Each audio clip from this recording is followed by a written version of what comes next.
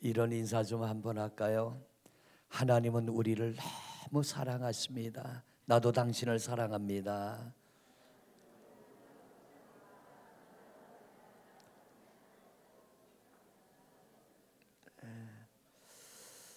여러분, 오늘 감사하죠? 네, 우리 DNA 8기 제가 와서 이제 7년째인데 8번째 DNA 8기를 하게 되었고요. 할 때마다 감사가 있고 고백이 있는데 특히 이번 8기가 참 은혜 가운데 잘 맞춰졌는데 오늘 이들의 간증이 또 다른 분들의 간증도 많이 있는데 예배상 다 할 수는 없고요. 이들의 간증이 오늘 예배를 더 은혜롭게 회복시켰고 또 우리 섬김이들이 잘 섬겨줘서 감사한데 눈물이 있고 감사가 있고 고백이 있고 회복이 있다면 이 예배는 살아있는 예배입니다. 오늘도 살아있는 예배 가운데 있음을 감사하시기를 바랍니다. 오늘 여러분에게 새 가족으로 등록하고 인사하신 우리 윤희양 성도님, 여러분 40년 동안 내가 섬겨왔던 그 종교를 버린다는 건 이건 쉬운 일이 아니에요. 제가 우리 권사님한테 듣기는 여름으로 기억합니다. 여름에 권사님 친정 어머님이 많이 아프셔서 요양원에 계시는데 제가 요양원에 계시는 분들 한 번은 신방을 가잖아요. 그래서 우리 교인은 아니지만 장로님의 장모님이시니까 가야겠다고 신방을 갔어요.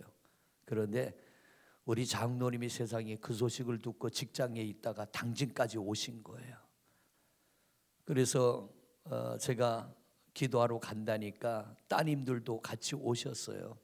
그래서 어머님이 예전에 교회를 다니셨던 분인데 찬송을 하니까 찬송을 따라 하시는 거예요. 암으로 누워 계시는 분인데 찬송을 세 곡을 불렀죠. 제 기억에 세 곡입니다. 찬송을 부르고 말씀을 전하고 기도를 해드렸는데 우리 오늘 등록한 권사님 언니가 그 자리에 같이 있었어요. 근데 요즘 좀 마음이 많이 힘듭니다. 힘든데 다른 건 생각 안 나고 그때 제가 했던 기도 소리가 생각이 나더라는 거예요. 그래서 권사님한테 새벽에 문자를 보내가지고 내가 교회 가서 목사님한테 기도를 좀 받아도 되겠냐고. 그런데 권사님이 오시라고. 그래서 지난주에 오신 거예요. 제가 왜 이 말씀을 드리냐면 사모하는 사람은 은혜를 받습니다. 할렐루야. 오늘도 사모하는 마음으로 예배에 참여한다면 분명히 하나님이 여러분을 거저보내지 않고 놀라운 은혜를 주실 줄로 믿습니다. DNA가 은혜 가운데 잘 맞춰졌습니다. 여러분 26분의 게스트가 오늘 수료식을 했고요. 또 이분들을 섬기기 위해서 7주 동안 65분의 성도님들이 주일날이 되면 새벽부터 다 끝나고 집에 돌아가면 아마 설거지 하시는 분들은 9시나 돼야 집에 돌아갈 겁니다. 그러면 월요일부터 또 일주일을 살아야 되고 7주 동안 이 일을 계속한다는 건 쉬운 일이 아닙니다. 지금 DNA 8기 동안 한 번도 빠지지 않고 섬긴 분들이 계세요. 10번을 채우면 제가 상을 좀 드리려고 하는데 뭔 상을 줄지는 한번 기도해 보시고 금을 한 10돈 드릴지 뭐 유럽을 보내드릴지 어디서 아멘 하셨어요? 아멘 한 데서 뭐 돈이 나와야 돼. 아멘은 이쪽에서 한 것 같으니까 아마 이쪽에서 돈이 나올 것 같아. 분명히 뭔가 드릴 겁니다. 제가 분명히 뭔가를 드릴 텐데 왜냐하면 너무 귀하잖아요. 월요일이면 출근해야 되는데 목사는 월요일 쉽니다. 마지막 마치고 마침 기도를 현관에서 하는데 그때마다 가슴이 뭉클뭉클해요. 왜냐하면 저 몸을 가지고 쉬는 둥 마는 둥 쉬고 월요일이면 또 일터로 가야 될 텐데 일주일을 잘 견뎌야 될 텐데 이런 안타까운 마음들이 있어요. 그런데 잘 섬겨주심이 너무 감사하고 앞으로 9기 10기 계속될 때 아직 DNA 하지 않은 분들 이 DNA는 새가족 프로그램이 아닙니다. 누구나 하는 거예요. 누구나 하는 건데 우리 김숙희 집사님 손주한테 답을 줄 거 제가 한 가지 더 팁을 드린다면 생각났기 때문에 잊어버리면 까먹을까 봐 왜 루시엘이 타락했는데 누가 꼬드겼나? 아니요, 스스로 타락한 거예요. 그렇기 때문에 사단은 회개의 기회가 없어요. 사단에게 용서가 안 되는 두 가지 이유. 첫째, 아들이 아니고 종입니다. 두 번째, 스스로 타락했기 때문에 이 사단에게는 회복의 기회가 없는 거예요. 하나 옆에서 부추기는 자들도 있었겠죠. 우리가 하나님을 제대로 알고 제대로 믿으면 넉넉히 사단도 이기고 세상도 이기고 죄도 이기게 될 줄로 믿습니다. 오늘 간증한 분들 말고도 우리 게스트나 섬김이들이 써낸 간증문이 있어요. 거기에 보면 몇 분을 더 소개한다면, 뇌졸중으로 어머님이 쓰러지시고 교회 출석을 못 하셨는데 우리 집사님 한 분이 이 DNA를 소개하고 어머님이 오시게 됐는데, 딸이 어머니가 불편하니까 모시고 와서 참석하면 끝나고 나면 어머니 모시고 가려고 그저 기사로 따라온 거예요. 그런데 첫 주 말씀을 듣고 나도 이거 좀 한번 해봐야겠다. 그래가지고 어머니하고 딸이 같이 DNA를 하고 은혜 받고 영적 회복을 이루게 되었습니다. 하여튼 오기만 하면 하시는데 제가 하는 게 아니고 저분이 하셔요. 눈에 보이지 않지만 분명히 그분은 살아 계십니다. 또 다른 분을 보면 우리 집사람이 간증을 하는데, 간증할 때 집사람이 꼭 그런 얘기를 하잖아요. 하나님, 나 다시 살려주시면 콩알만큼 하나님 앞에 영광을 돌리겠다고. 그 콩알만한 영광이 간증을 통해 드러나는 거예요. 어떤 분이 우리 교인은 아니에요. 우리 교인은 아닌데 간증을 듣고 너무 감동이 돼서 집사람한테 무슨 상을 주겠다고 하는데 뭔지는 모르겠지만 기다려 보라 그래서 기다려 봅니다. 우리 교인은 아닌데 감동받았다고, 그 감동을 그냥 넘기지 못하겠다고 뭔가는 주겠다고 하는데 하여튼 기다려 보는 거예요. 뭘 줄지, 뭐 짜장면을 한 그릇 사줄지 양발을 한 켤레 사줄지 모르지만 기다려 보세요. 그런데 하여튼 기다려 보는 겁니다. 그 간증을 듣고 어떤 분은 고백하기를, 새로운 도전을 나도 하게 되었습니다. 왜냐하면 그 하나님이 내가 믿는 하나님과 같은 하나님이니까. 여러분이 믿는 하나님이 같은 하나님입니다. 불가능은 없습니다. 또 다른 게스트는 영적인 체험을 통해서 의심이 사라지게 되고 확신을 갖게 됐다고 합니다. 큰 은혜입니다. 내 병이 치료되는 것도 은혜지만 의심이 떠나고 확신을 갖는다는 것, 이건 놀라운 은혜입니다. 그런가 하면 또 다른 게스트는 영적인 체험을 하면서 자신의 부족함이 뭔지를 깨달은 거예요. 내가 그걸 깨닫기 전엔 환경이 문제고 사람이 문제고 살아가는 배경이 문제인데, 하나님 앞에 서서 나를 발견하고 나니까 내가 문제임을 깨닫습니다. 여러분, 이분은 100% 회복됩니다. 우리가 회복되지 않는 이유가 자꾸 원인을 다른 데다 둡니다. 사람을 잘못 만났다, 내가 시집을 잘못 왔다, 내가 아내를 잘못 만났다, 내 삶의 환경이 좋지 못하다, 자꾸 다른 데 원인을 두는 분, 회복이 안 됩니다. 그러나 문제가 내게 있음을 깨닫는 분은 100% 회복되게 될 줄로 믿습니다. 또 다른 게스트는 이런 간증을 했습니다. 총 6주 가운데 5주차, 7주 가운데 5주차는 성령의 밤입니다. 그날은 그야말로 성령님이 임하기를 뜨겁게 기도하는데, 이분은 성령의 밤이라고 하니까 이런 생각을 했던 모양이에요. 그냥 기도하는 척하고 눈 감고 있다가 끝나면 되지 뭐. 왜? 기도하는 게 자신이 없으니까. 고백을 그렇게 했어요. 그냥 입만 뻥긋뻥긋하고 있자. 그리고서는 참석을 했는데 그게 자기 뜻대로 안 되는 거예요. 그 자리에 그날 밤에 앉아서 기도하는 척하고 입만 뻥긋거리고 눈만 감고 있자. 그런데 어느 날 성령이 임해버린 거예요. 그래가지고 그 눈에서 눈물이 터져 나오고 그 입에서 기도가 터져 나오고 고백이 나오고 회복되게 된 줄로 믿습니다. 있기만 해도 은혜가 되는 거예요. 할렐루야. 여러분 생각해 보세요.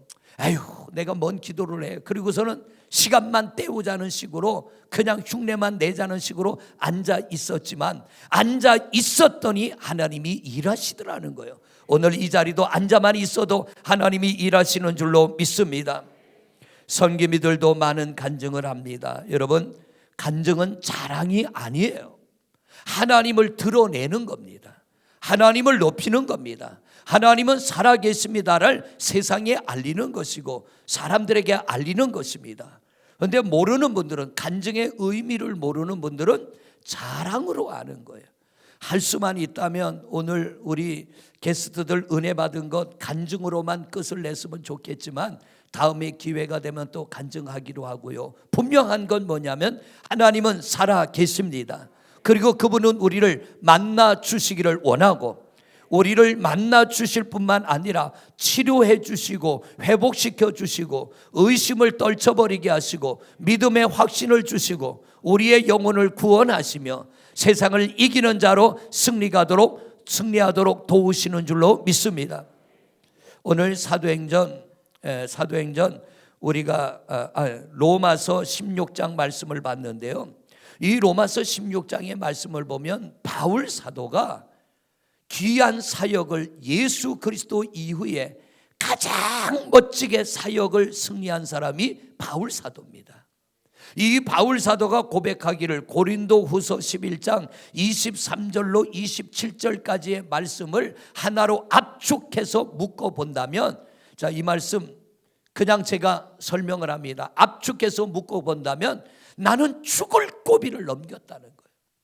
하나님의 능력이 함께하여 하나님의 일을 하면 순탄하고 평탄하지만은 않습니다. 은혜 받았다고, 성령 받았다고 여러분의 삶이 평탄하기만을 기대하지 마세요.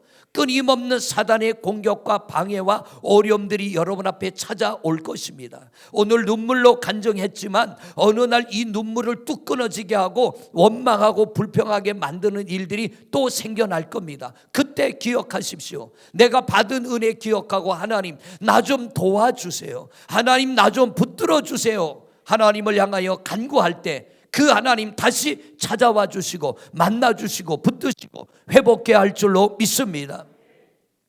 이 고린도후서 11장의 23절부터 27절까지 말씀을 보면 바울은 죽을 고비를 수없이 넘겼습니다. 그 죽을 고비를 수없이 넘기며 아시아와 유럽에 다니며 곳곳에 교회를 세우고 하나님의 거룩한 뜻을 펼칠 수 있었던 것은 자기 혼자만의 힘이 아니라는 거예요. 오늘 이 로마서 16장에 보면 바울 사도가 기록한 사람들의 이름이 26명이 나옵니다. 나 혼자 잘나서 이 일을 한 게 아니라 이렇게 내 곁에서 내 보호자가 되고 내 오른팔이 되고 내 발이 되고 나의 후원자가 되어서 나를 위하여 기도해주고 나를 위하여 협력해주고 쓰러진 나를 붙들어주고 감옥에 들어가 추위에 떠는 나를 위하여 먹을 걸 보내주고 입을 걸 보내주고 그래서 나를 도와준 여러분들이 있었기 때문에 내가 이 사역을 감당할 수 있었다라는 고백을 하는 겁니다. 얼마나 겸손한 거예요. 혼자서는 안 됩니다. 목사 혼자서 DNA 발기하는 거 아니고요. 우리 65명의 섬김이 도우미들이 있어서 또 여러분들의 기도가 있어서 우리 간증이 있게 되었고 회복이 있게 되었고 치유가 있게 된 줄로 믿습니다. 모세가, 그 능력 많은 모세가 하나님의 지팡이를 손에 잡았잖아요. 200만 명을 이끌고 광야로 나갔습니다. 그가 200만 명을 이끌고 광야로 나갔을 때 광야를 40년 지나갔어요.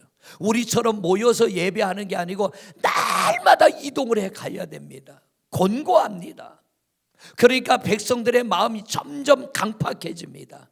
축복의 땅, 기름진 땅, 젖과 꿀이 흐르는 땅, 가나안 땅으로 들어간다고 해서 나왔는데 1년이 지나도 그 땅에 못 들어가요. 2년이 지나도 못 들어가요. 10년, 20년 지나면서 자꾸 사람들은 죽어갑니다. 약속했는데 왜 그 땅 못 들어가냐고 불평하는 사람들이 얼마나 많았겠어요.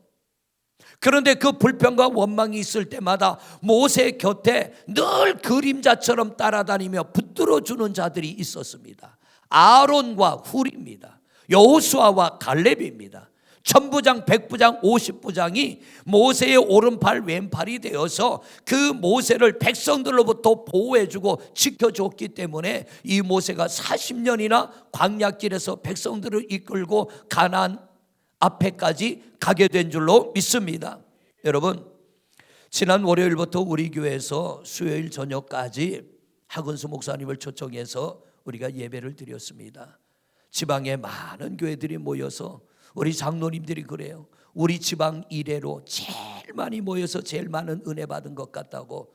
저는 온 지 7년 됐는데 아마 7년 만에 매년 이 집회는 하는데 7년 만에 제가 본 부흥회 중에는 제일 많이 모였어요.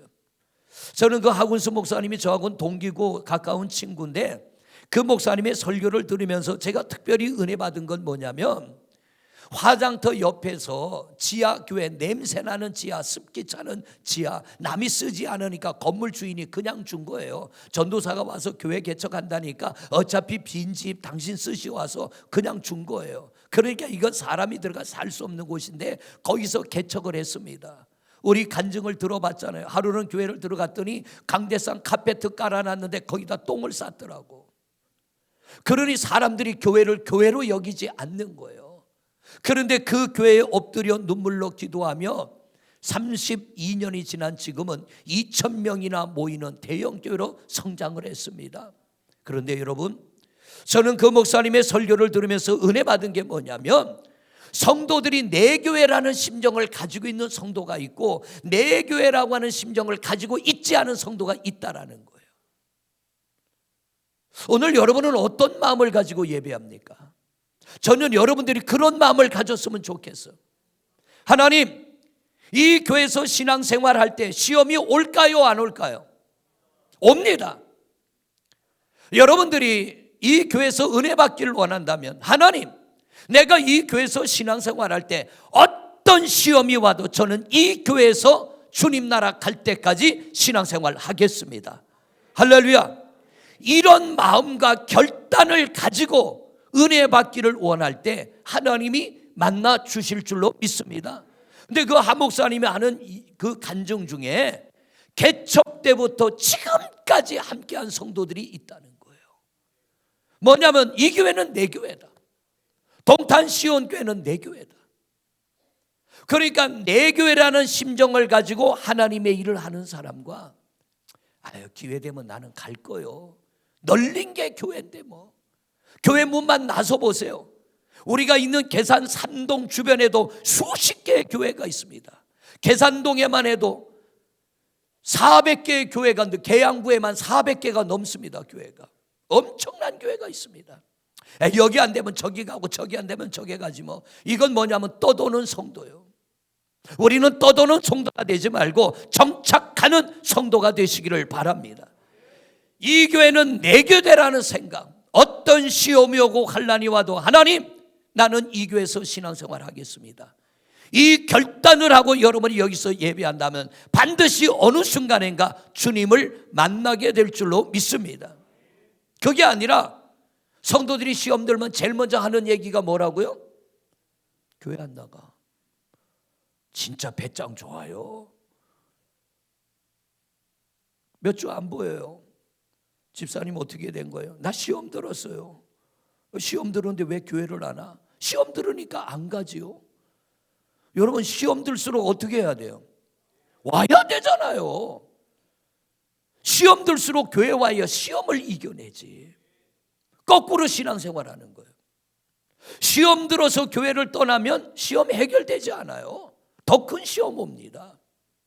그러나 이 교회가 내 교회라는 생각을 가지고 여러분이 이 성전에서 내가 여기서 예배하다가 하나님 언젠가 오라고 그러면 나는 이 교회에서 내 영혼이 하나님 나라 갈 것이고 목사님 내 육체 좀 장례 좀 치러주세요. 이런 각오를 가지고 여러분이 신앙생활 한다면 반드시 살아계신 하나님을 만나게 될 것이고 놀라운 신비한 은혜, 간증이 내 간증이 되어지게 될 줄로 믿습니다. 그 믿음이 우리 속에 있어야 된다는 거예요. 그 결단력이 우리에게 있어야 된다는 거예요. 오늘 졸업하는 게스트들에게 십자가 하나씩 나눠드렸어요. 이거 돈으로 치면 몇 푼 안 돼요. 이거 돈으로 치면 몇 푼 안 됩니다. 그런데 이 가치는 어마어마해요. 돈으로 환산할 수 없는 가치가 이 십자가에 담겨 있는 줄로 믿습니다. 신앙생활 하다 보면 어려움 만날 겁니다. 십자가 붙잡으세요. 이거 꽉 붙잡고 하나님, 나는 못 이기지만 내 죄를 대속기 위하여 십자가에서 죽으시고 부활하신 주님이 나를 붙드시면 내가 이 시험을 이겨나가게 될 줄로 믿습니다. 이거 붙잡고 기도하라고 여러분 나눠드린 거예요. 이거 멋으로 드린 거 아니에요. 뭐 돈이 비싸서 드린 게 아니에요. 값은 지극히 싸구려지만 이 안에 담겨져 있는 가치는 돈으로 환산할 수 없는 가치가 여기에 담겨 있어요.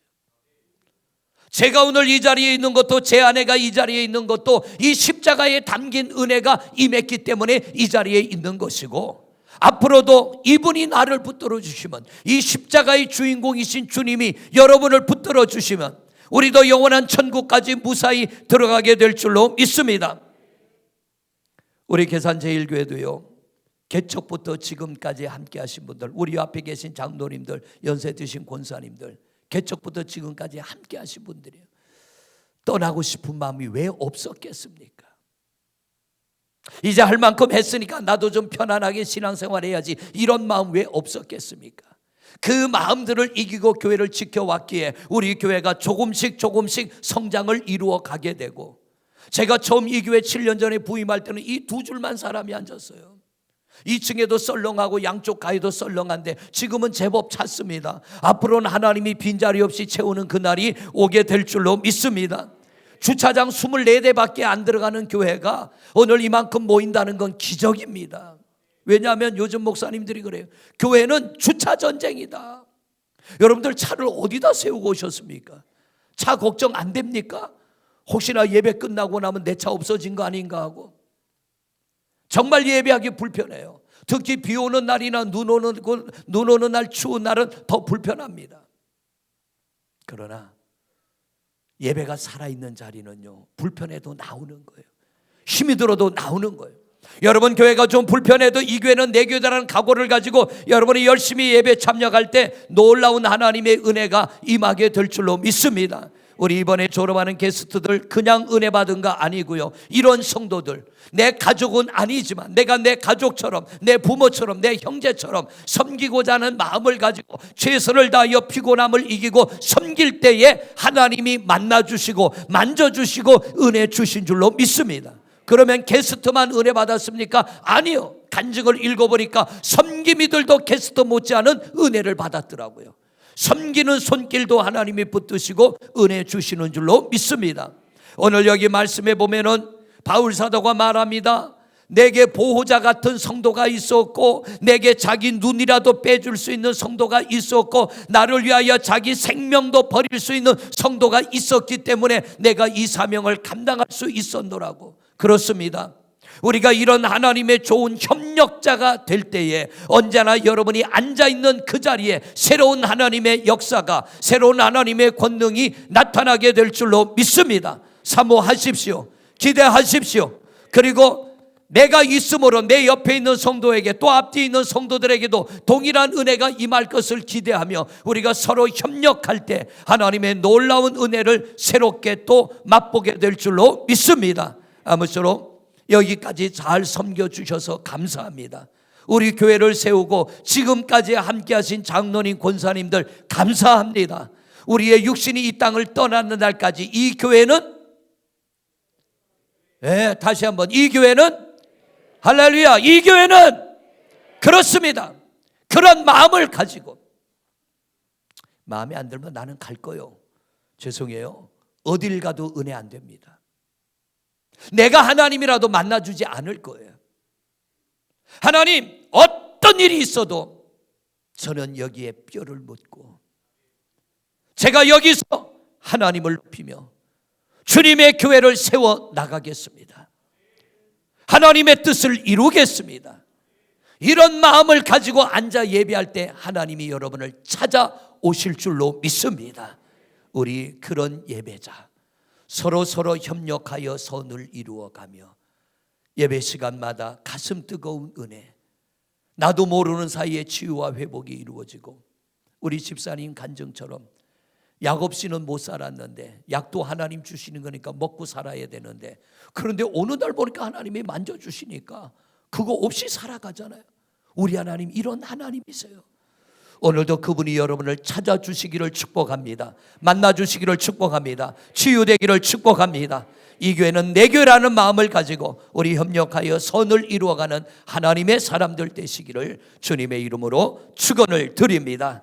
이 시간 우리 결단하며 기도할 때, 하나님, 이 교회는 내 교회입니다. 죽기 전에는 떠나지 않겠습니다. 서로 협력하여 선을 이루고 오늘도 내가 하나님의 은혜를 경험하고 돌아가게 하옵소서. 우리 주여 한번 버리고 동성으로 기도합니다.